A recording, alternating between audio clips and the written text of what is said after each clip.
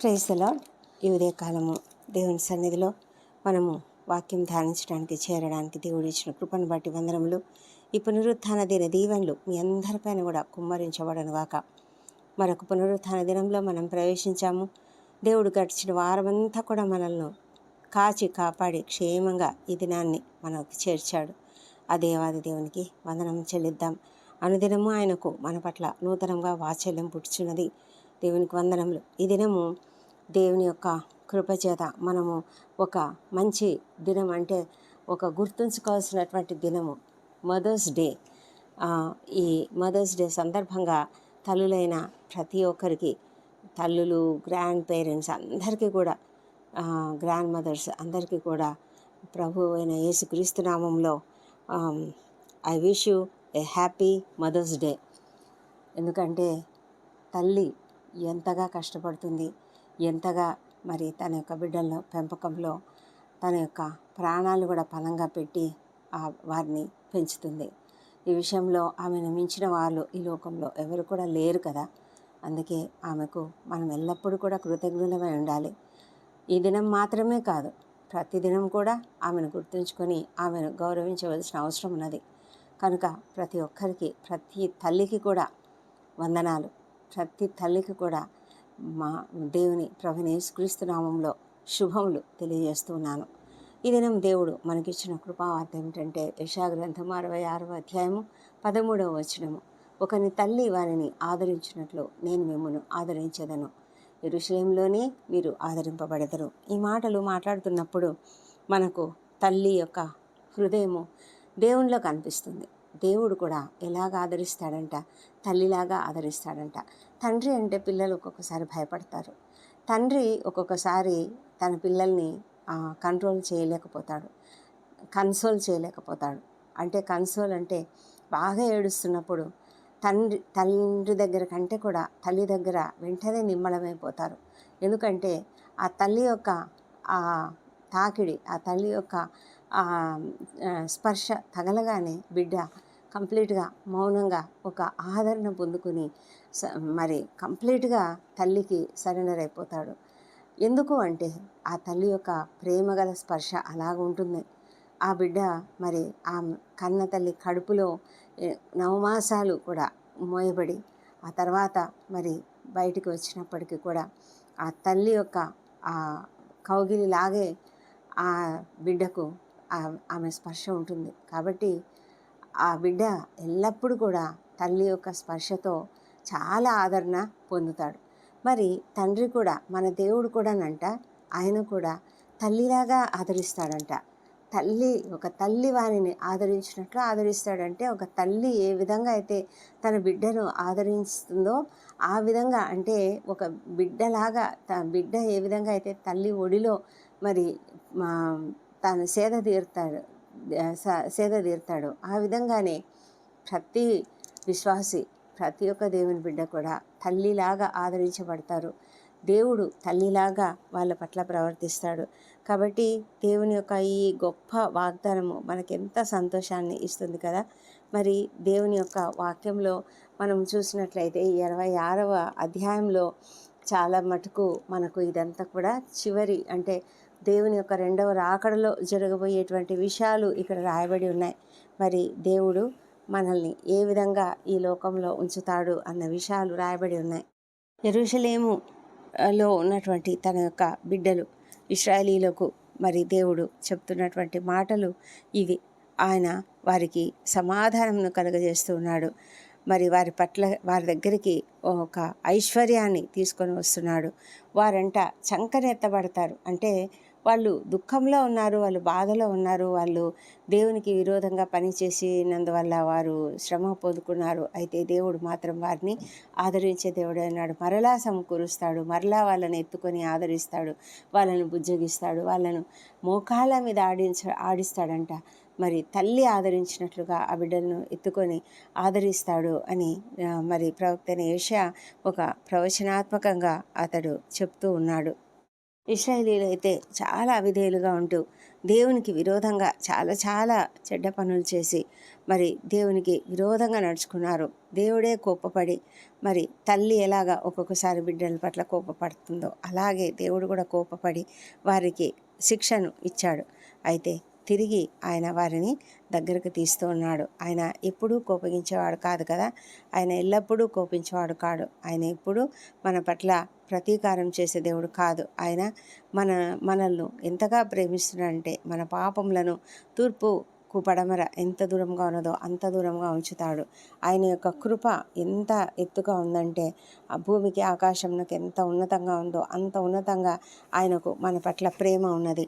ఆ ప్రేమను బట్టే ఆయన మనల్ని ఎంత భయంకరమైన ఘోర పాపములు మనం చేసినా కూడా ఆయన మనల్ని తప్పకుండా క్షమించి మనల్ని ఆదరించే దేవుడు అన్నాడు.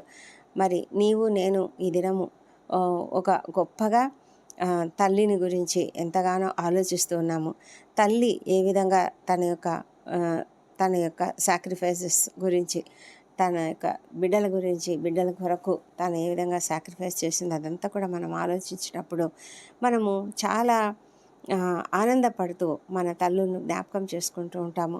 మరి తల్లిని జ్ఞాపకం చేసుకుంటే నిజంగా మనము చాలా అంటే ఆ డీపర్ థింకింగ్ అనేది మనకు ఉండాలి.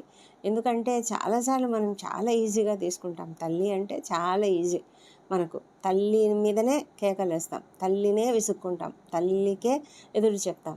మరి తండ్రికి అయితే ఎదురు చెప్పలేం, భయపడతాం.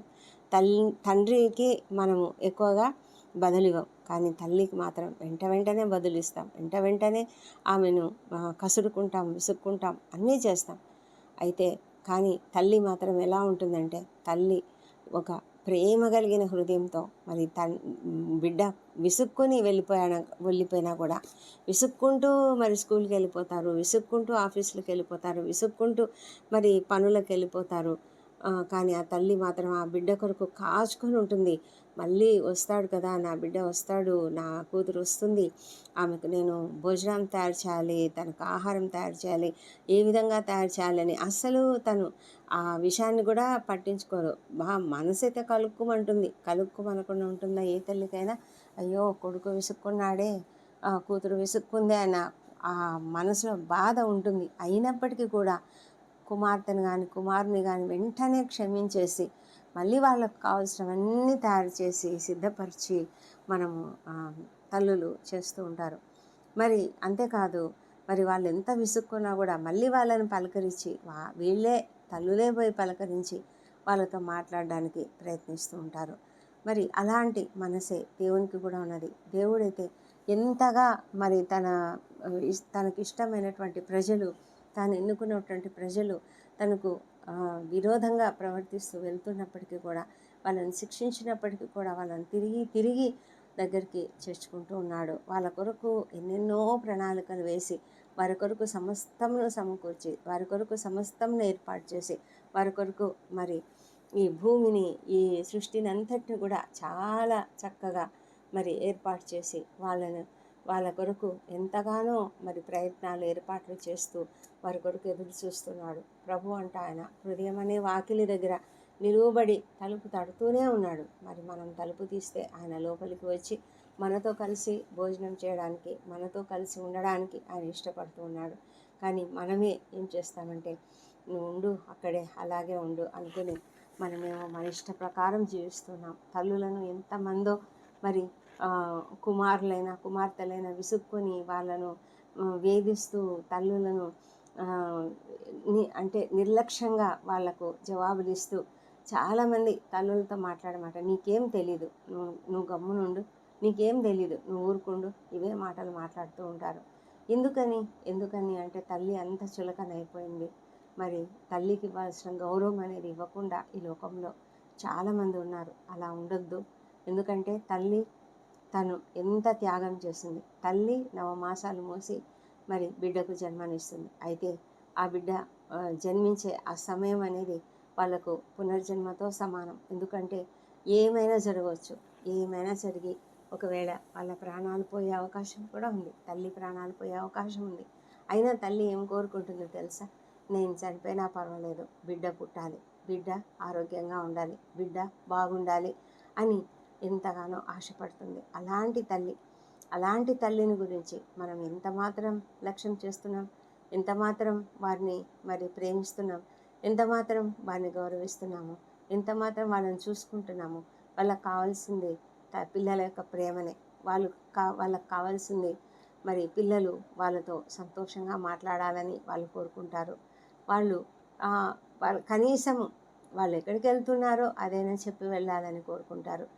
వచ్చిన తర్వాత ఒక్క మాట, అమ్మ అన్నం తిన్నావా అని ఒక్క మాట అడిగితే కూడా ఆ తల్లి పొంగిపోతుంది. కానీ అలాంటి పరిస్థితులే లేని లోకంలో మనం ఉన్నాం. ఈ జీవితం ఎలాగైపోయిందంటే ప్రస్తుత లోకంలో పిల్లలంతా కూడా భయంకరంగా ఫోన్లకు, సోషల్ మీడియాకు, మూవీస్కు, లేకపోతే గేమింగ్కు, లేకపోతే దేనికో అడిక్ట్ అయిపోయి వారు తల్లిని గురించి పట్టించుకునే స్థితిలో లేరు, తండ్రిని గురించి పట్టించుకునే స్థితిలో లేరు.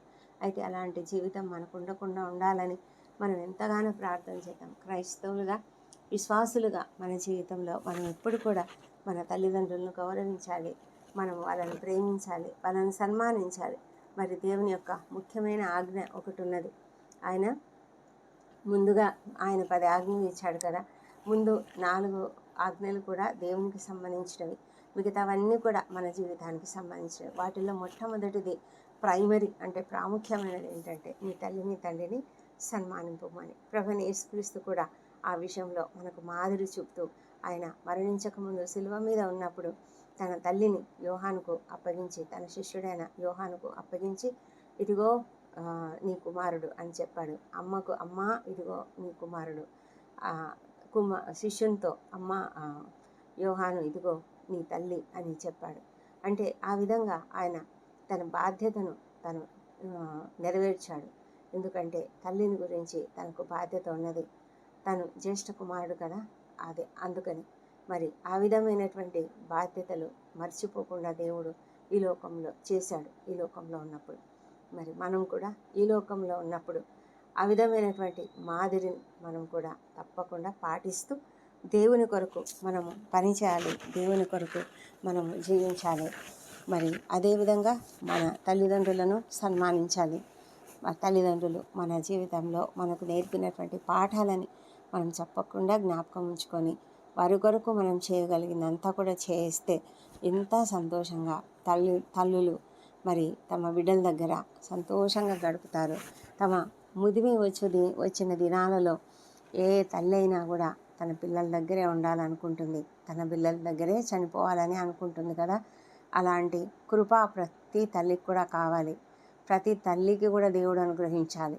అంటే ఆ విధంగా పిల్లలు ఉండాలి. మరి ఈ లోకంలో విశ్వాసులైనటువంటి పిల్లలు తమ తల్లుల జీవితాలను చూసి ఉంటారు. వాళ్ళు ఎంత ప్రార్థనా జీవితం జీవించారు, వాళ్ళు ఏ విధంగా క్రమశిక్షణ వారికి నేర్పించారు, వాళ్ళు ఏ విధంగా తమ కొరకు కనిపెట్టారు, తమ కొరకు సమస్తమును తయారు చేసి ఉంచారు.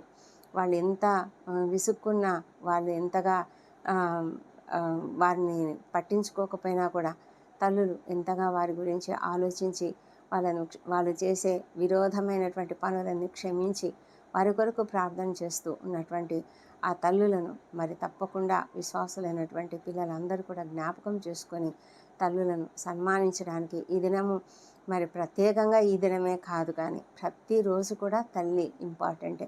ప్రతిరోజు కూడా మదర్స్ డేనే. ఈరోజు మాత్రమే కాదు, ఈరోజు మదర్స్ డే అని మనం చాలా గొప్పగా సెలబ్రేట్ చేసుకొని ఆ నెక్స్ట్ డేనే తల్లిని బయటికి తరిమేసే వాళ్ళు ఉంటారు చాలామంది.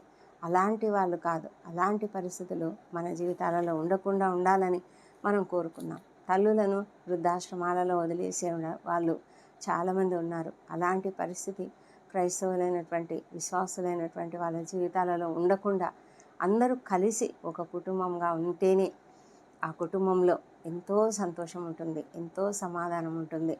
మరి పొరపాట్లు అనేటివి ప్రతి ఒక్కరి జీవితంలో ఉంటాయి. మరి పిల్లల ద్వారా పొరపాట్లు జరుగుతాయి, తల్లుల ద్వారా పొరపాట్లు జరుగుతాయి. అయితే మనమంతా కూడా ఒకరినొకరు క్షమించుకునే వారంగా ఉండాలి. తల్లి తండ్రి మరి భార్యాభర్తలు తమ పిల్లలు, ఆ పిల్లల విషయంలో జరిగే పొరపాట్లు అన్నీ కూడా మనం ఒకరినొకరు క్షమించుకోవాలి. ఎందుకంటే మనమంతా హ్యూమన్ బీయింగ్స్ కదా, మానవ మాతృలంగా మనం అనేక తప్పిదాలు చేస్తూ ఉంటాం. అయితే మనకు క్షమాపణ హృదయం కలిగి మనము క్షమించుకొని చక్కగా బ్రతకాలి, మనం సంతోషంగా ఉండాలి. ప్రతి తల్లి ఆ, ప్రతి తల్లికి కూడా ఒకరికి అత్తగారుగా ఉండొచ్చు. అయితే అత్తగారైనంత మాత్రాన తల్లి కాకుండా పోదు కదా. తల్లి అత్తగారైనా కూడా తమ కోడల్ని కూతురులాగా చూసుకోవాలి. ఆ విధంగా చూసుకుంటూ ఉంటే మరి ఆ కోడలు కూడా అత్తగారిలో తన తల్లిని వెతుక్కునే ఆ మనసు కలిగి ఉన్నట్లయితే ప్రతి కుటుంబం కూడా ఒక బంగారు కుటుంబంగా ఉంటుంది. ప్రతి కుటుంబం కూడా సంతోషభరితంగా ఉంటుంది. మరి తల్లులకు ఇవ్వవలసిన స్థానాన్ని మనం ఇద్దాం, తల్లులకు ఇవ్వాల్సిన గౌరవాన్ని ఇద్దాం, తల్లులను ప్రేమిద్దాం, తల్లులకు కావాల్సిన అన్ని సౌకర్యాలను సమకూరుద్దాం. ఎందుకంటే ఇంతవరకు వారు చేశారు, మరి ఇప్పుడు పిల్లలుగా మీరు వారికి చేయాలి. ఆ విధమైనటువంటి కృప దేవుడు మనకు అనుగ్రహించునుగాక. మరి ఈ సమయంలో ఈ వాక్యం వింటున్నటువంటి ప్రతి తల్లికి కూడా ప్రభువైన యేసుక్రీస్తు నామంలో శుభములు. అదేవిధంగా I wish them all a very happy mother's day. ఈ దినము పునరుత్థాన దినము. మనము ఈ దినము ఆదివారం చర్చిలో అందరము కలిసి దేవుణ్ణి సామూహికంగా ఆరాధిస్తుండగా దేవుని కృప మనందరిపైన కూడా కుమ్మరించబడాలని ప్రార్థన చేసుకుందాం. ప్రార్థనలోనికి వెళ్దామా? పరిశుద్ధుడా, గొప్ప దేవా, నీకు స్తుతులు, నీకు స్తోత్రములు.